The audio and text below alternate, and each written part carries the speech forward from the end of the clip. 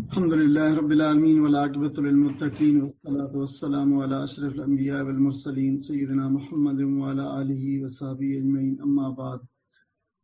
أعوذ بالله من الشیطان الرجیم بسم اللہ الرحمن الرحیم. میرے عزیز بھائیو، اللہ تعالیٰ کی فضل و کرم سے انشاءاللہ تعالیٰ اس رمضان المبارک میں 2020 کے رمضان المبارک میں ہم اللہ تعالیٰ کی توفیق سے قرآن پاک کے 30 پاروں کا خلاصہ اور اس کے اہم مضامین انشاءاللہ تعالیٰ روزانہ ہم بیان پارے کے مضامین کا خلاصہ ہم بیان کریں گے. کل ہم نے جہاں پہ پہلا پارہ ختم ہوا وہ اس بات پہ ختم ہوا تھا کہ تحویل قبلے کی تبدیلی کے مضامین جو ہے وہ بیان ہو رہے تھے. اس بات پہ آخری 2 رکوع جو پہلے پارے کے ہیں وہ اسی سے متعلق ہیں کہ قبلے کی تحویل کے متعلق بات کی گئی ہے، اور مقصد یہ تھا، اور یہ ایک تمہید کے طور پہ ہے، اور مقصد یہ تھا کہ جو قبلے کی تبدیلی کے اعلان ہونے والا ہے ابھی، اس کے لیے جو ہے پس منظر، اس کے لیے ایک جو ہے وہ اذہان ذہنوں کو جو ہے وہ تیار کیا جائے، لوگوں کو ذہنی طور پر اس تبدیلی کے لیے جو ہے وہ تیار کیا جائے. تو اس کے لیے 2 رکوع مسلسل جو ہے اس طریقے سے جو ہے یہ بات چلتی آ رہی تھی. اب جب یہ پارہ شروع ہوتا ہے، دوسرا پارہ، تو اس دوسرے پارے کے شروع کے اندر پھر براہ راست یہ مضمون آ جاتا ہے کہ اب یہ قبلہ جو ہے تبدیل کر دیا گیا ہے، اور قبلہ تبدیل کر دیا گیا ہے تو پھر ساتھ ہی یہی بات پارے کے شروع میں آتی ہے کہ اب جو ہے لوگوں کا اس پہ اعتراض ہوگا. اور ظاہر ہے پھر یہ جو یہود جن کا اس سے پہلے 2000-2500 سال قبلہ جو ہے امت مسلمہ کا رہا ہے، اس کو کبھی بھی ٹھنڈے پیٹوں اسے برداشت کرنے والے نہیں تھے، اور انہوں نے پھر ہمیں تاریخ سے پتہ چلتا ہے کہ انہوں نے اعتراضات کی ایک پوری جو ہے وہ طویل اور بڑے شدید اعتراضات اس کے اوپر جو ہے قبلے کی تبدیلی کے اوپر کیے، اور قرآن نے ان کو صفحاء جو ہے وہ قرار دیا یہاں پہ کہ یہ بے وقوف لوگ جو ہے اس پہ جو ہے قبلے کی تبدیلی کے اوپر جو ہے وہ بات جو ہے وہ اعتراضات کریں گے. اب یہاں پہ 2-3 باتیں جو ہے اس کے بارے میں تفہیم کی اور سمجھنے کی ہیں. ایک تو یہ کہ جب یہود کا اعتراض بتایا گیا تو اس سے پہلے پھر پہلے پارے کے شروع کے اندر حضرت ابراہیم علیہ السلام، حضرت اسماعیل علیہ السلام کی نسبت جو ہے وہ بتا دی گئی تھی اس کعبے کے ساتھ کہ یہ وہی کعبہ ہے جس کی بنا اور بنیاد، جس کو دوسری دفعہ جب بہت زیادہ طویل زمانے کے بعد جو ہے جب تعمیر کیا، اٹھایا بنیادوں پہ، اصل بنیادوں پہ، تو وہ ابراہیم علیہ السلام اور اسماعیل علیہ السلام تھے. گویا یہ کوئی ایسا نہیں ہے کہ کوئی نیا قبلہ و کعبہ جو ہے اب بنا دیا گیا ہے، یہ اس پیغمبر کی طرف نسبت کر دی گئی ہے، بلکہ یہ بہت ہی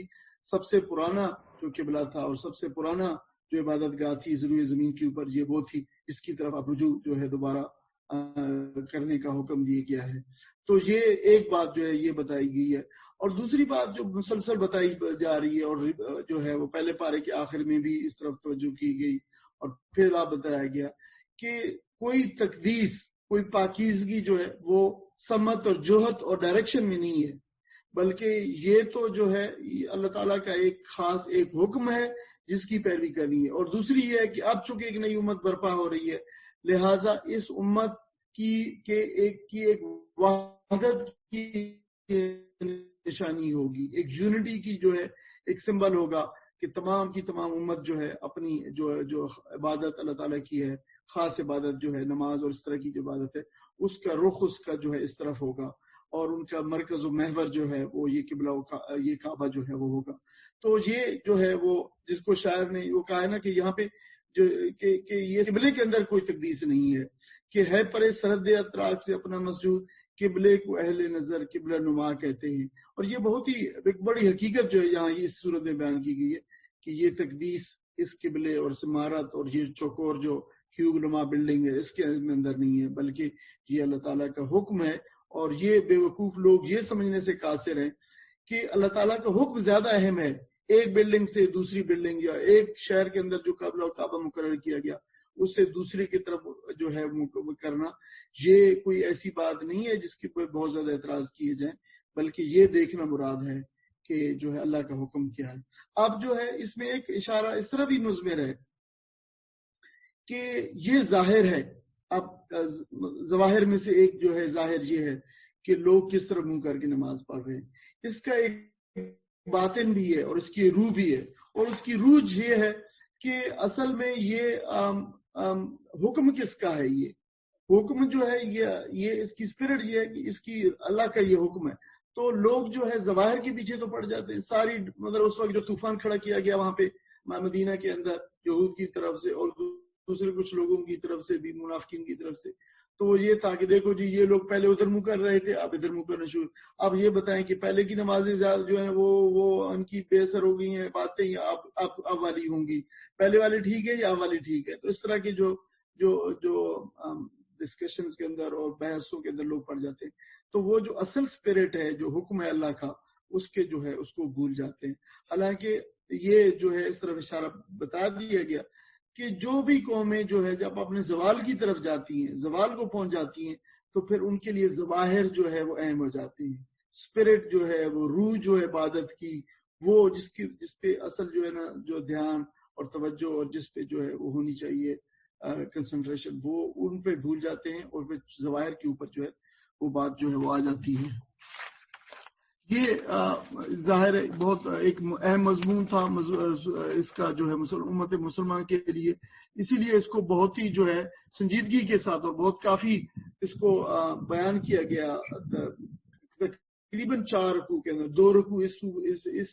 دوسرے پارے کے اندر بھی جو ہے وہ بتائے گئے ہیں اس پہ. اس وجہ سے یہ بہت ہی اہم. اور جو ہی یہ مضمون قبلہ کی تحویل کا ہے تو یہ اعلان ہو گیا کہ اب وہ امت معزول ہو گئی، اب نئی امت برپا ہو گئی ہے، نئے رسول بھی آگے، نئی امت برپا بھی ہوگی. اب بہت ہی لاجیکلی جو ہے آپ خود اس پہ جو ہے آپ کے ذہن میں یہ سوال آتا ہوگا کہ اس امت کا مقصد کیا تھا؟ پچھلی امت کیوں معزول کی گئی؟ پچھلی امت اس لیے معزول کی گئی کہ ان کی ذمہ جو کام لگایا گیا تھا اللہ کی طرف سے وہ انہوں نے کرنا چھوڑ دیا. اب جو ہے ان لوگوں کو معزول کر کے ایک نئے لوگ جو ہے برپا کیے گئے، اب ان کے ذمہ وہ کام. لہٰذا اس بات کی کو بالکل مبہم نہیں رکھا گیا، اس میں کوئی امبیگوٹی نہیں چھوڑی گئی کہ اس امت کا کام ہوگا کیا. لہٰذا جو ہی یہ کام ہوا، یعنی یہ اعلان ہوا، تو پہلی ہی آیت میں اس کے ساتھ جڑی آیت میں یہ اعلان کر دیا گیا اس امت کا کام کیا ہوگا. اور وہی مشہور جو ہے آیت ہے وَكَذَلِكَ جَعَلْنَاكُمْ أُمَّةً وَسَطًا لِتَكُونُوا شُهَدَاءَ عَلَى النَّاسِ وَيَكُونَ الرَّسُولُ عَلَيْكُمْ شَهِيدًا. یہ بتایا گیا اسی طریقے سے ہم نے اس امت کو برپا، جس طریقے سے ہم نے یہ قبلہ تبدیل کر دیا ہے، نیا رسول آ گیا، اس طریقے اسی طرح وَكَذَلِكَ اسی طریقے سے ہم نے پھر اس امت کو برپا کر دیا. اور اس امت کا کام یہ امت وسط قرار پائی ہے. اور اس کا کام کیا ہوگا؟ یہ ہوگی گواہ لوگوں کے اوپر اور رسول ہوں گے گواہ اس کے اوپر. یہ گواہی بنیادی طور پر ہے جو اس کا ذمہ لوگوں کے اوپر جو ہے وہ گواہ. اور یہ آیت کریمہ جو آپ کے سامنے جس کا میں نے حصہ پڑھا ہے، یہ اپنی معنوی گہرائی کے اندر اور امت کی ذمہ داریوں کے اعتبار سے یہ ایک آپ اس کو کہہ سکتے ہیں کہ ایک مارکۃ الآراء آیت ہے کہ یہ بیان کرتی ہے جب بھی امت کو جو ہے ناپا جائے گا، امت کو تولا جائے گا، جو امت کو یہ معلومات کے بارے میں کرنا ہوگا کہ کیا یہ امت اپنا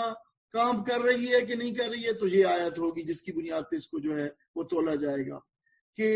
اس کے ذمہ جو کام کیا گیا تھا وہ کر رہی ہے کہ نہیں. باقی سارے کام بے شک کرتے رہیں اور کہیں پہ جو ہے دوسری دنیاؤں میں پہنچ جائیں اور جو ہے علم و ٹیکنالوجی کے کسی عروج پہ پہنچ جائے، لیکن یہ کام جو کہ ذمہ کیا گیا تھا یہ لگایا گیا ہے کہ نہیں کہے گا. اور ان کی جانچ پڑتال اور ان کی جو ہے فوز و فلاح اور ان کی کامیابی اور الٹیمیٹ سکسیس بھی جو ہے اسی کے ذریعے سے ناپی جائے گی. ان کو کٹہرے کے اندر جب کھڑا کیا جائے گا اللہ کے حضور جب یہ پیش ہوں گے تو بھی یہی ہوگا. جیسے خود رسول صلی اللہ علیہ وسلم نے جب دنیا سے جانے لگے تو انہوں نے اسی گواہی، یہ جو ان کو جو اس آیت میں جس کا ذکر ہے کہ رسول ان پر گواہ، تو انہوں نے یہ گواہی جو ہے وہ لی امت سے. کیا میں نے یہ کام پہنچانے کا، میں نے اس گواہی کا کام سر انجام دے دیا. سارے لوگوں نے جو ہے وہ وقت جا کہا کہ آپ نے تو پہنچانے کا اور نصیحت کا جو ہے وہ حق ادا کر دیا ہے. تو میرے عزیز بھائیو، یہ اس لحاظ سے بہت ہی اہم ہے امت کے حوالے سے کہ یہ جو ہے امت کا بہرحال یہ کام ہے. جو لوگ جو ہے دوسرے اس کو امت کو جو ہے اپنے مقاصد اپنے دیتے رہیں، لیکن اللہ نے اس کو یہ مقصد جو ان کو عطا کیا ہے. اب میرے عزیز بھائیو، یہ جو ہے امت کے ذمہ ایک کام قیامت لگا دیا گیا ہے کہ انسانوں کے اوپر، بنی نوع انسانوں کے اوپر اپنے قول سے اور اپنے عمل سے یہ جو ہے یہ گواہی دیتے رہیں گے اور اللہ کے پیغام کو اور جو ہے وہ پہنچاتے رہیں گے. اسی کے ساتھ جڑی ہوئی بات جو آتی ہے آگے آتی ہے تھوڑی سی بات کے بعد کہ جب یہود پہ ایک جو ہے وہ ان پہ ایک یہ کام بھی ان کے اوپر جو ہے ان کی چارج شیٹ کے اوپر تھا کہ انہوں نے یہ جو کام تھا، یہ جو اللہ تعالیٰ کا پیغام تھا، یہ جو اللہ تعالیٰ کی کتاب تھی، اس کو انہوں نے جو ہے پہنچایا نہیں لوگوں تک، کھول کے بیان نہیں کیا، اس کا جو چھپا، اس کو قرآن مجید نے مجموعی طور پر اس کے لیے ایک اصطلاح استعمال کی ہے اور وہ استعمال ہے کتمان کی. ان الذین یکتمون ما انزلنا من البینات والہدی. تو یہ جو کتمان ہے، یہ اس کو جو ہے علماء نے پھر کتمان حق کہا ہے کہ یہ کتمان حق ہے، یہ جو ہے چھپانا ہے، یہ ہدایت کو چھپانا ہے، یہ شریعت کو چھپانا ہے، یہ اس کتاب کو چھپانا ہے. انہوں نے یہ جب چھپایا تو پھر اللہ تعالیٰ نے شدید ترین جو ہے وہ الفاظ بیان فرمائے کہ پھر جو ہے ان کے اوپر لعنت ہے جن لوگوں نے یہ کتمان کیا. اور پھر اللہ تعالیٰ نے فرمایا کہ جو ہے ان پر تمام لعنت کرنے والوں کی لعنت ہے، یعنی فرشتوں کی لعنت ہے. اور پھر فرمایا کہ ان پہ تمام لوگوں کی لعنت ہے جو یہ کام کریں گے. میرے اس بھائیو آپ کو اندازہ ہوگا کہ کتنا شدید ترین، یعنی اللہ تعالیٰ بہت کم مواقع پہ قرآن مجید کے اندر اللہ تعالیٰ نے لعنت فرمائی ہے لوگوں کے اوپر. اور جب لعنت فرمائی ہے تو وہ جو اس گناہ اور اس کام کی جو ہے وہ اللہ تعالیٰ کی معصیت جو ہے اس کے اندر جو سویرٹی موجود ہے، اس کے اندر جو شدت موجود ہے، اس کے پیش نظر یہ کی گئی ہے. یعنی یہ کام لوگوں تک پہنچانے کا کام اتنا اہم تھا کہ پھر اس کو جو ہے اس پہ اتنی شدت فرمائی گئی کہ یہ لوگ جو ہے لعنت، اللہ تعالیٰ کی لعنت کے مستحق ہیں اور یہ اللہ تعالیٰ کی مخلوق کی لعنت کے مستحق ہیں جو یہ کام جو ہے وہ نہیں کریں گے. یہ جو ہے تھوڑے سے ان آیات کی ابتدائی آیات کے بعد جو ہے یہ آیات دوسرے رکوع کے اندر یہ مضمون بھی ہے. اسی دوران ان آیات کے دوران پھر جو ہے اس کے اندر جو ہے پھر ایک مضمون اور بھی آ جاتا ہے، نیکی کا تصور کی بڑی جامع آیات جو ہے اس کے اندر آ جاتی ہے. اور وہ یہ ہے کہ نیکی کیا ہے. تو نیکی کا تصور عام لوگوں نے جو ہے وہ شاید جو ہے کچھ ریچول کے ساتھ، کچھ رسومز کے ساتھ، عبادات کے ساتھ، یعنی یہ کام اگر کر لیں تو یہ نیکی ہے. لیکن نیکی کا ایک انتہائی جامع تصور جو ہے وہ قرآن نے دیا ہے. اور یہ تصور یہ طویل آیت ہے، یہ آیت البر کے نام سے مشہور ہے. اور اس کے اندر کہا گیا کہ یہ تصور، نیکی کا تصور پورے دین پہ محیط ہے. اور پورے دین پہ محیط یہ ہے کہ اس آیت کے اندر لیس البر ان تولوا وجوہ، یہ والی ہے کہ نیکی یہ نہیں ہے کہ تم ایک طرف منہ کر رہو، یعنی قبلے کی طرف منہ کر رہو، ایک قبلے کی طرف کر لو، دوسرے قبلے کی طرف منہ کر لو. بلکہ نیکی یہ ہے کہ اس کے اندر جو دین کا پورا جامع تصور موجود ہو، تو اس کے اوپر جو عامل ہوگا اس کے عمل وہ جو ہے پھر نیک تصور کیا جائے گا اللہ تعالیٰ کے ہاں. اور اس کے اندر پھر جو ہے وہ ایمان بھی موجود ہے، اور اس کے اندر عبادات بھی موجود ہیں، اور اخلاق بھی موجود ہے، اور معاملات بھی ہیں. تو یہ جو چار چیزیں ہیں، یہ پورے چار چیزیں دراصل یہ پورے کے پورے نیکی کا جو ہے وہ دین کا پورے کا تصور ہے. ایمان، عبادات، اخلاق اور معاملات، اور یہ چاروں کی چاروں چیزیں اس آیت کے اندر جو ہے وہ موجود ہیں. پھر بتایا گیا کہ یہ جو کام جو تم نے کو سونپا گیا ہے، یہ دین کو پہنچانے کا کام، یہ دنیا یا یہ لوگوں کی اصلاح کا کام، یہ دنیا کے مشکل ترین کاموں میں سے ایک کام ہے. اس کو آسان نہ سمجھا جائے. اس راستے پہ چلنے والے کو بھی بہت سوچ سمجھ کے چلنا چاہیے. اور پھر جب جو چلیں گے تو پھر ان کے جو ہے ان کو بہت زیادہ جو ہے اسے جو ہے وہ اس کے راستے کے اندر ان کو تکالیف برداشت کرنی پڑیں گی، مصیبتیں آئیں گی، ان پہ ابتلائیں آئیں گی، ان کو آزمایا جائے گا، ان کو جنوں کا گھاٹا ہوگا، ان کو مالوں کا گھاٹا ہوگا، ان کو پھلوں کا گھاٹا ہوگا، پروڈیوس ان کی جو ہے کم ہوگی. یہ ساری چیزیں جو ہے کم ہوں گی. تو پھر ان کو جو ہے یہ اس کے ساتھ دین کے کام کے ساتھ اور اس راستے کے ساتھ یہ تکلیفیں جو ہے یہ جڑی ہوئی ہیں، یہ ساری اس کے ساتھ ہے. اب ان میں جو ہے یہ ایک اللہ تعالیٰ کے نظام تربیت جو ہے بھی ساتھ بتا دیا گیا کہ جب یہ تمہیں مصیبتیں آئیں، جب دین کے راستے کے اندر یہ مشکلات پیش آئیں، ابتلاؤں کا سامنا ہو، تو پھر جو ہے تمہیں اس کے اوپر جو ہے صبر سے کام لینا ہے، نمبر ایک. اور پھر نماز کے ساتھ جو ہے وہ جڑنا ہے. نماز کس سے کام، یعنی نماز اور صبر یہ تمہارے جو ہے دو بنیادی جو ہے وہ جو ان کے سامنے ٹولز ہوں گے جن کی مدد سے تم ان تکالیف کا جو ہے وہ ان کے سامنا کرو گے. حتیٰ کہ اس معاملے پھر فرمایا کہ ایک وقت ایسا بھی آئے گا کہ تمہیں اپنی جانوں کا جو ہے وہ گھاٹا بھی برداشت کرنا پڑے گا. تمہاری خود اپنی جان بھی اسی راستے کے اندر چلی جائے گی. تو پھر فرمایا کہ چونکہ یہ کام ڈیزگنیٹڈ کام ہے، چونکہ اللہ تعالیٰ نے جو ہے یہ تمہیں اس معاملے کے اندر تمہیں وہ کیا ہے، تمہیں جو سونپا ہے یہ کام، یہ اس کا کام ہے، اس کے راستے کے اندر اگر تمہیں جو ہے یہ تمہیں تمہاری جان چلی جائے گی تو یہ جان کا جانا ایسے جانا نہیں ہے جیسے دوسرے لوگوں کے جان کا جانا ہے. جیسے تم دوسرے لوگوں کے لیے کرتے ہو کہ فلاں مر گیا ہے، اس شخص کے بارے میں پھر تم نہیں کہو گے کہ یہ مر گیا ہے. یہ بڑا اعلیٰ و عرفہ جو ہے وہ اللہ تعالیٰ کی طرف سے ڈیزگنیٹڈ کام تھا، متعین اور ودیت کردہ کام تھا، جس کے راستے میں اس نے جان قربان کی ہے. اس کو اللہ فرما رہا ہے کہ یہ میرے ہاں یہ زندہ تصور کیے جائیں گے، وہ اللہ تعالیٰ کے ہاں رزق پائیں گے اور اللہ تعالیٰ کے ہاں جو ہے ان کے بڑے درجات ہوں گے. لوگوں کو کہا گیا کہ یہ تم اس راستے کے اندر تم ان کو پھر مردہ مت کہنا، وَلَا تَقُولُوا لِمَن يُقْتَلُ فِي سَبِيلِ اللَّهِ أَمْوَاتٌ بَلْ أَحْيَاءٌ، وہ لوگ جو ہے وہ زندہ ہوگی، ان کو جو ہے تم کبھی بھی نہیں کہنا. ہاں پھر دوسرا یہ کہ جب بھی تمہیں یہ آزمائشیں ہیں جان کی اور مال کی تو اس راستے میں پھر تم رجوع تمہارا جو اللہ تعالیٰ کی طرف ہو، کہ اللہ تعالیٰ نے یہ چیزیں ہمیں دی تھی اور یہ چیزیں اللہ تعالیٰ ہی کی طرف جو ہے وہی لینے والا ہے ان چیزوں کو واپس، اور ہم بھی اللہ تعالیٰ کی طرف رجوع کرنے والے ہیں. اور اپنے عمل سے اور اپنی زبان سے یعنی قول سے تمہاری زبان پہ ہونا چاہیے کہ انا للہ و انا الیہ راجعون، ہم اللہ تعالیٰ ہی کے لیے ہیں، اسی کی طرف ہمیں رجوع کرنا ہے. یہ ساری چیزیں جو ساری آزمائشیں اور جان اور مال اور عزیز و اقارب کے جو ہے چلے جانوں کا یہ جو ہے اسی کی طرف سے آتا ہے اور ہم اسی کے بندے ہیں اور اسی کی جو قضا ہے اور اسی کی تقدیر ہے، اسی کا فیصلہ ہے، اس کے آگے اپنا سر جو ہے وہ خم کرتے ہیں. پھر اس کے بعد معاشرتی تجارتی ازواجی احکامات ہیں، جیسے ہم پہلے جو ہے آئیڈینٹیفائی کر چکے ہیں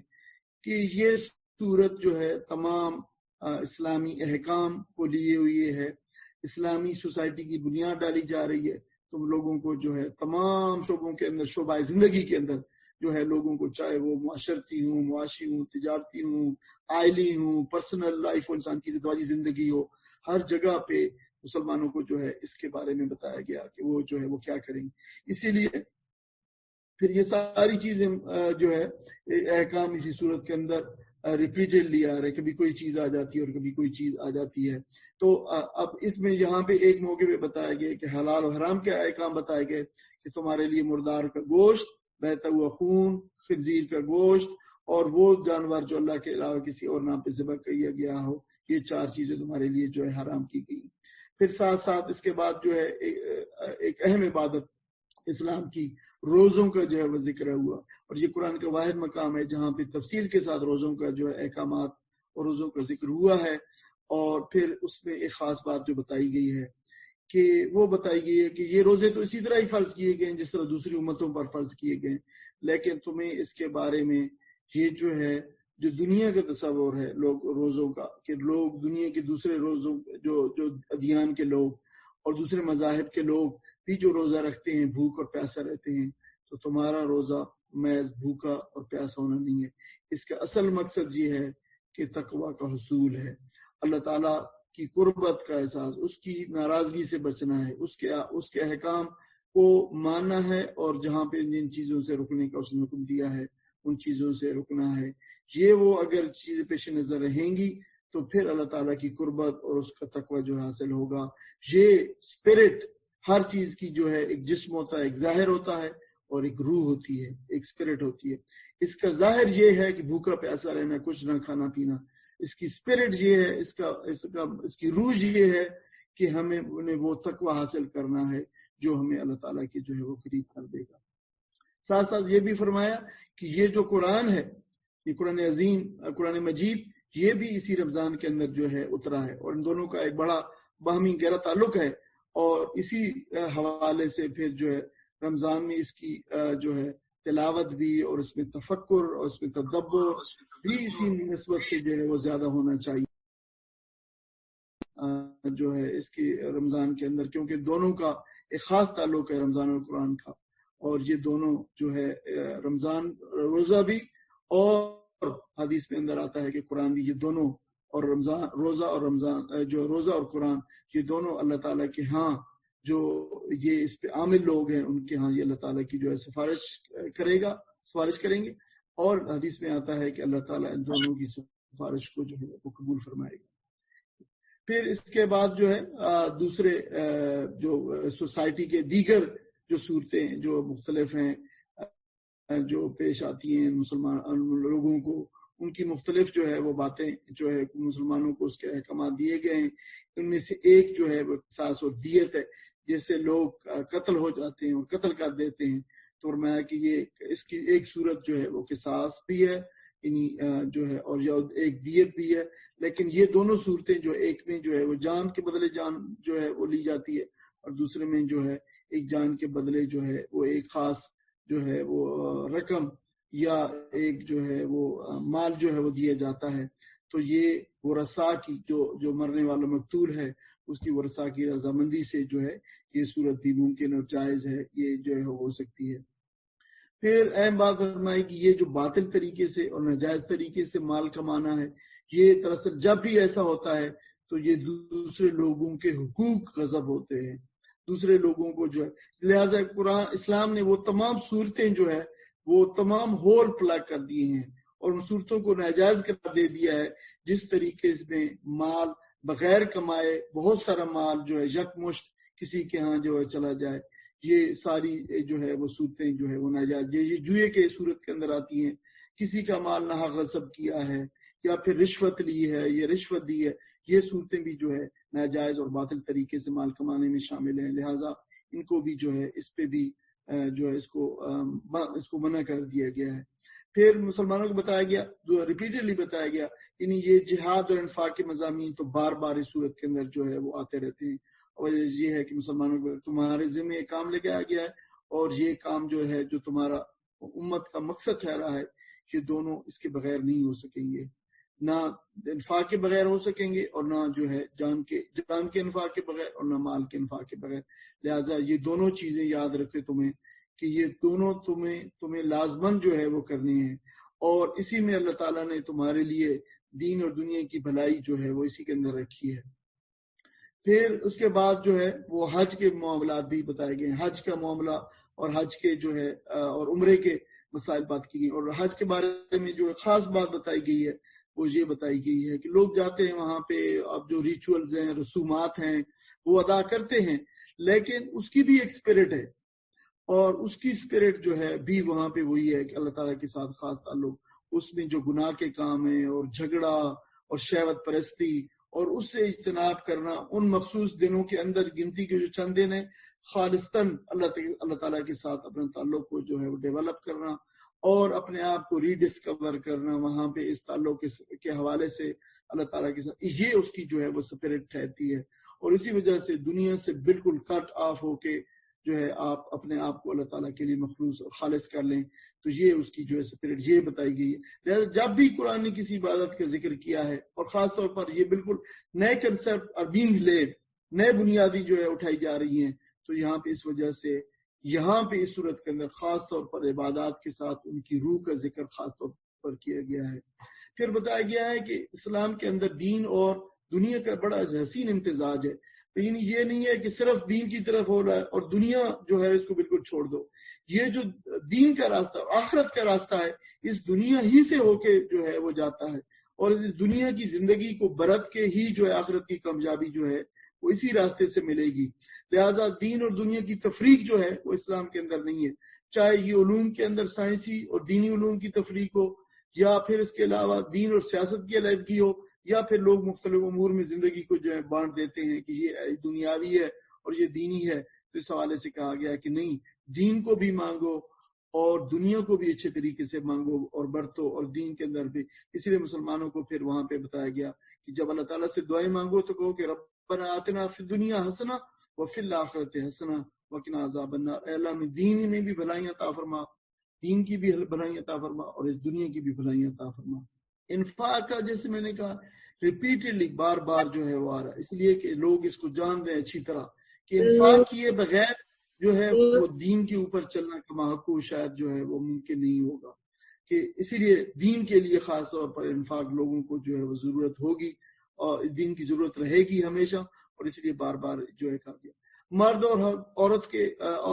عورت کے حقوق کے بارے میں بہت ایک اچھا توازن جو ہے یہاں پہ قرآن میں بیان کیا گیا ہے کہ یہ دونوں ایک دوسرے کے لباس ہیں، دونوں کے ایک دوسرے کے اوپر حقوق ہے. جس طرح مردوں کے عورتوں پہ حقوق ہیں اسی طرح عورتوں کے مردوں پہ حقوق ہیں، اور اسلام نے بڑے شاندار طریقے سے جو ہے وہ ان دونوں حقوق کے درمیان میں توازن قائم کیا ہے. اب لوگوں کو جہاں غلط فہمی ہوتی ہے وہ اس وجہ سے ہوتی ہے کہ جو باریک ڈیٹیلز ہیں جو بیان کی گئی ہیں، جن کی بڑی حکمتیں پوشیدہ ہیں، ان حکمتوں کو نظر انداز کر کے لوگ ظواہر کی چند باتوں کو لے کے کہتے ہیں کہ بھائی دیکھو یہ اسلام میں جو ہے عورت اور مرد کا جو ہے وہ کتنا جو تفاوت ہے. حالانکہ یہ فرق جو ہے یہ دراصل حکمت کے اوپر جو ہے وہ مبنی ہے،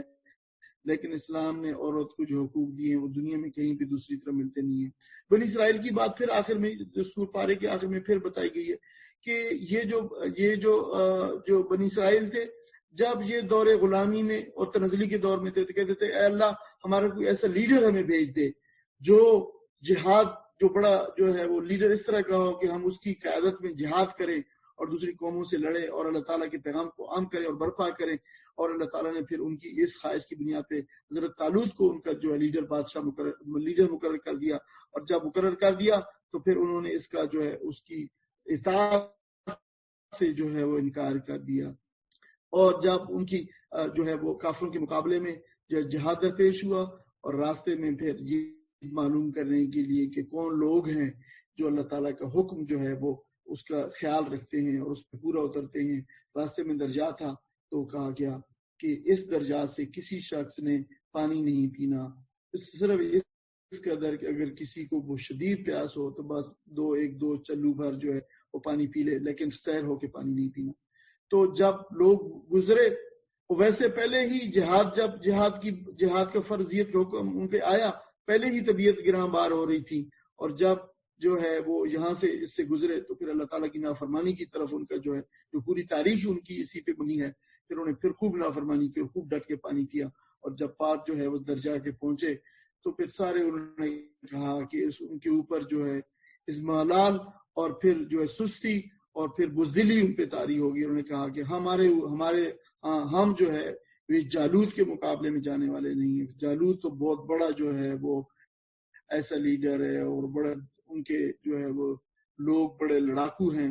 اور جو ہے وہ ہم میں مقابلے کی ہمت نہیں ہے. اور علماء نے لکھا ہے یہاں پہ کہ جب اللہ تعالیٰ جو ہے جب انسان جب لوگ جو ہے وہ اللہ تعالیٰ کی نافرمانی میں مبتلا ہو جاتے ہیں تو ان کے اندر بزدلی پیدا ہو جاتی ہے. لیکن پھر تھوڑا سا اور تفصیل اس کی بہت اس میں آتی ہے کہ 4 لاکھ کے لشکر میں سے 300 یا 313 لوگ ایسے بچے جنہوں نے اللہ تعالیٰ کی نافرمانی، اور جب باہر نکلے پہنچے دشمن سے سامنے مقابلہ تھا لاکھوں کے دشمن سے، تو پھر 313 نے جو ہے وہ بات ایسی کہی کہ جو ہے انسان کا جو ہے وہ دل جو ہے وہ ایمان سے بھر جاتا ہے. وہاں پہ جو انہوں نے جو بات کہی، انہوں نے کہا تھا کہ کتنی دفعہ ایسا ہوا کم من فیۃ قلیلۃ غلبت فی فیۃ کثیرۃ باذن اللہ، کم من فیۃ غلبت. یہاں پہ مجھے یہ جو آیت قرآن میں بیان کی گئی فرمایا کہ کم من فیۃ قلیلۃ غلبت فیۃ کثیرۃ باذن اللہ، کہ کئی دفعہ تاریخ میں ایسا ہوا ہے کہ تھوڑا سا لشکر جو ہے وہ بڑے لشکر پہ غالب آ گیا. اور یہ جو ہے اسباب و ذرائع نہیں ہے جو فتح ادا کرتے ہیں، یہ تو اللہ تعالیٰ کی نصرت اور مدد و اعانت ہوتی ہے جو ایسے جو ہے اس سے جو ہے جو فیصلہ کن ہوتی ہے. لہٰذا انہوں نے 313 لاکھوں کے مقابلے میں ڈٹ گئے، اور پھر انہوں نے وہاں پہ جب جو ہے پہنچے تو وہاں پہ پھر جو ہے دعا مانگی. انہوں نے کہا کہ ربنا افرغ علینا صبرا، اے ہمارے رب ہمارے اوپر صبر کا فیضان فرما، صبر کو انڈیل کے ہمارے اوپر، اور ثبت اقدامنا ہمارے قدموں کو ثابت قدم ٹھہرا، انصرنا علی القوم الکافرین، کافروں کی قوم کے اوپر ہمارے جو ہمیں غلبہ عطا فرما. یہ جب دعا مانگی تو اللہ تعالیٰ نے پھر ایسے ہی کیا جیسے دوسری آیت ہے کہ چھوٹا سا جو ہے ایک گروہ جو ہے وہ غالب آ گیا بہت بڑے گروہ کے اوپر، اور اس وجہ سے کہ انہوں نے اللہ تعالیٰ کے اوپر بھروسہ کیا. اور اللہ تعالیٰ یہ جو فتح اور نصرت ہوتی ہے یہ ہمیشہ اللہ تعالیٰ کی طرف سے ہی ہوتی ہے. میرے عزیز بھائیو کے اوپر اس پہ جو ہے وہ ختم ہوتے ہیں پارے کے مضامین، جو ہے دوسرے پارے کے مضامین. انشاءاللہ کل سے ہم تیسرے پارے کے مضامین بیان کریں گے. بارک اللہ لنا ولکم ونفعنا وإیاکم القرآن العظیم والحمد للہ رب العالمین. جزاکم اللہ خیر.